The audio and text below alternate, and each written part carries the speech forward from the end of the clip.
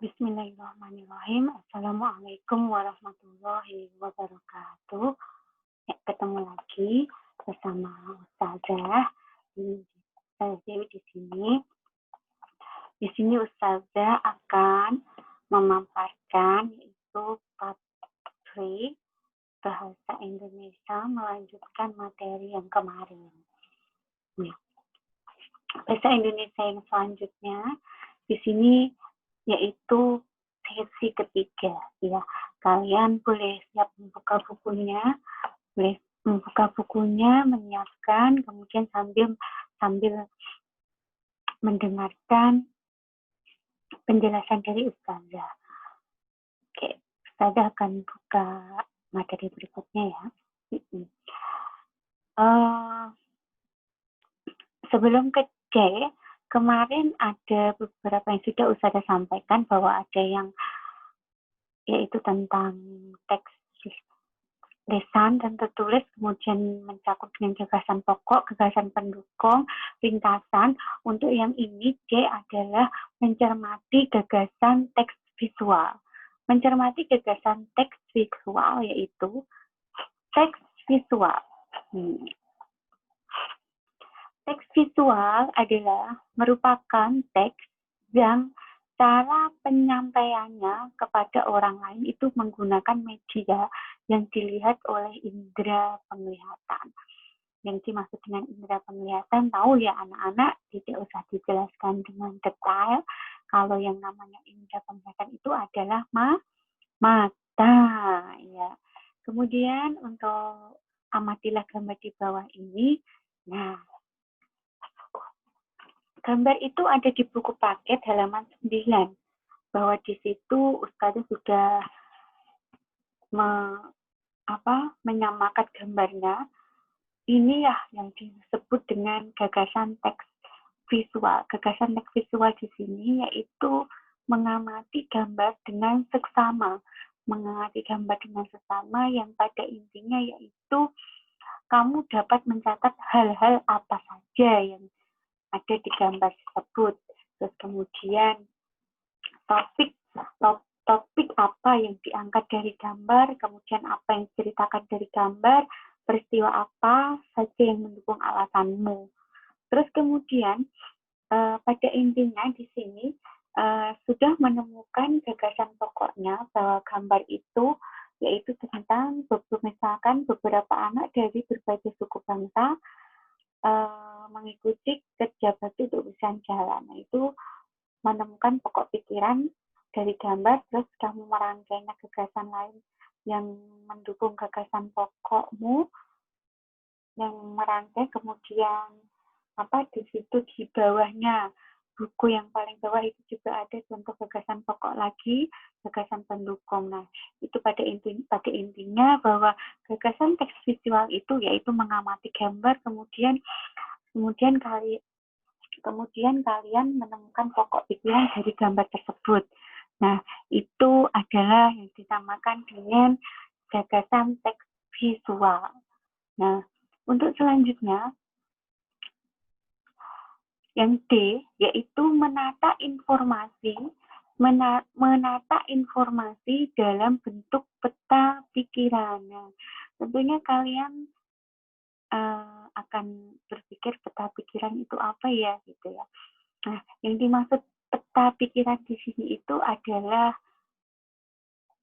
yang disebut dengan mind map. Nah, itu. Informasi merupakan kabar atau berita tentang sesuatu. Agar lebih mudah, kita bisa menyusun informasi dengan menggunakan peta pikiran yang disebut dengan mind map. Nah, mind map sendiri itu apa? Mind map itu adalah peta pikiran. Peta pikiran itu apa? Peta pikiran itu yang biasanya berbentuk cabang-cabang seperti pohon. Nah, ini bagi kak ini mungkin sangat menarik buat kalian ya, karena yang biasanya suka menggambar nih pasti nanti kalau ketemu ini dia akan lebih suka menggambar, terus kemudian akan mencurahkan ini peta pikirannya dengan gambar-gambar tersebut. Nah, contoh peta pikiran di bawah ini, yaitu seperti ini. Nah, di situ tutorialnya sudah ada di buku paket anak-anak halaman 10 ISBS. Bagi yang punya silakan dibuka juga, bagi yang tidak punya melihat dari slide Ustadzah ini bahwa di sini yaitu menggambarkan satu peta pokok pikiran tentang rumah limas. Rumah limas merupakan itu rumah adat Sumatera Selatan. Jadi rumah adat ini dapat dijadikan sebagai bahan informasi dalam membuat peta pikiran suku Palembang. Nah, di sini Sumatera Utara, Provinsi Sumatera Utara di sini. Nah, Provinsi Sumatera Utara. Rumah limas merupakan rumah adat Sumatera Selatan. Sumatera Selatan, maaf, salah. Kemudian suku adatnya Wong Kito. Makanan tradisionalnya empek-empek, ya. Kemudian bahasa adatnya di sini ada bahasa Palembang, yaitu ya ada 2 tingkatan. Kemudian pakaian adatnya di sini ada aisan gede songket, kemudian senjata tradisionalnya tongkat trisula, kemudian tari adatnya tari tanggai, rumah adatnya rumah limas. Ya, untuk dipahami lebih lanjut bisa melihat buku. Kemudian Ustadzah akan membuka slide berikutnya. Dari keterangan tadi sebelum ke E, bahwa di sini anak-anak telah mempelajari yang namanya menata informasi dalam bentuk peta pikiran. Dalam informasi dalam bentuk peta pikiran itu yaitu berarti tentang mind map itu. Yang mind map itu adalah peta pikiran. Jadi peta pikiran itu biasanya yang berbentuk cabang-cabang seperti pohon. Nah, setelah itu kita akan membuat seperti ini. Nah, ini gambaran seperti ini. Ini yang dinamakan dengan peta pikiran atau mind map. Kemudian untuk selanjutnya, Ustadzah langsung akan menyambungkan yang E, karena ini materi terakhir dari tema pertama, yaitu dari A sampai E. Ini adalah tema yang terakhir, yaitu menggunakan kata hubung. Menggunakan kata hubung seperti di bawah ini, yaitu pada saat itu, sejak, selama. Yang dimaksud kata hubung di sini adalah kata tugas yang menghubungkan kata kalimat atau paragraf. Nah, itu yang dinamakan dengan kata hubung.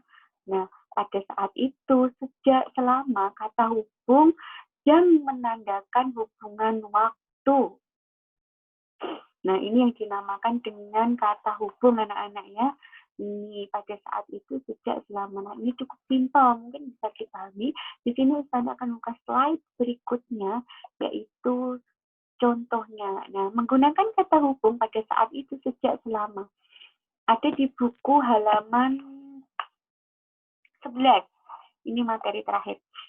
Halaman 11 di sini, kata hubung adalah kata tugas yang menghubungkan kata kalimat atau paragraf, sama yang kayak tadi ya. Jadi contohnya adalah di sini yang berwarna biru. Yang berwarna biru ini contohnya ada di atas. Sejak tadi Asep melihat Dodi merenung di taman karena layang-layang miliknya putus. Pada saat itu juga Asep mencari ide agar bisa menghibur Dodi. Nah, kemudian yang terakhir, Asep segera pulang ke rumah selama 15 menit untuk mengambil kertas, koran, gunting, dan lem. Itu yang dinamakan dengan kata hubung. Nah, ini yang dimaksud dengan kata hubung, anak-anak. Mungkin cukup mudah ya untuk dipahami. Ini yang E adalah materi terakhir. Kemudian untuk slide berikutnya, ya tugas ya. Seperti biasanya, nggak afdol kalau Ustadzah nggak ngasih tugas ya anak-anak. Jadi untuk yang pertama, Ustadzah ulangi. Bentar. Ustadzah akan buka dari yang awal.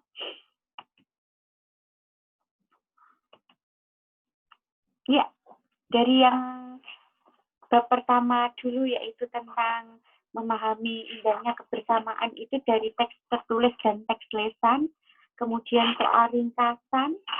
Kemudian setelah setelah ringkasan yaitu mencermati gagasan teks visual, yang kemudian akan sambung ini yang namanya dengan teks visual, kemudian menyambung dengan menata informasi dalam bentuk peta pikiran.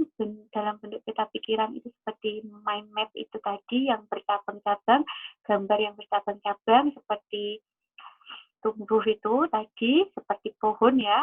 Terus kemudian ini contohnya seperti ini, anak-anak bisa dipahami ya. Terus kemudian untuk selanjutnya yaitu yang terakhir menggunakan kata hubung pada saat itu sejak selama. Nah, itu perlu dipahami anak-anak. Jadi mohon untuk persiapannya bahwa satu tema bahasa Indonesia sudah selesai Ustazah terangkan. Berarti tinggal untuk soal-soal. Setelah soal-soal, ayo silakan dipersiapkan untuk ulangan. Nah, setelah ini tidak afdol kalau tidak untuk mengerjakan tugas. Seperti biasanya ya anak-anak, buatlah kalimat dengan kata penghubung, yaitu dengan di bawah ini, kemudian di bawah ini pada saat itu, sejak, selama. Ini hanya untuk mencoba untuk latihan kalian di rumah supaya tidak kaget nanti kalau ada soal-soal. Ya, mungkin cukup itu saja paparan dari Ustazah. Satu tema sudah terselesaikan di SPS-nya. Ya, sudah selesai satu tema. Bagi yang belum mengikuti pertemuan awal sampai terakhir, tolong dibuka-buka terus. Dan sampai ini satu tema sudah selesai bahasa Indonesia. Persiapkan untuk soal-soal, kemudian kita siap-siap untuk ulangan. Ya. Mungkin itu saja penjelasan dari Ustazah. Dan mungkin hanya itu saja keterangan dari Ustazah. Terus kalau misalkan nanti belum jelas, silakan japri Ustazah masing-masing ya. Untuk lebih jelasnya bisa lewat WA atau apa. Nah, untuk kali ini cukup sekian dan terima kasih anak-anak.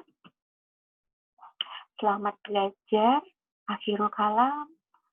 Wassalamualaikum warahmatullahi wabarakatuh. Bye-bye.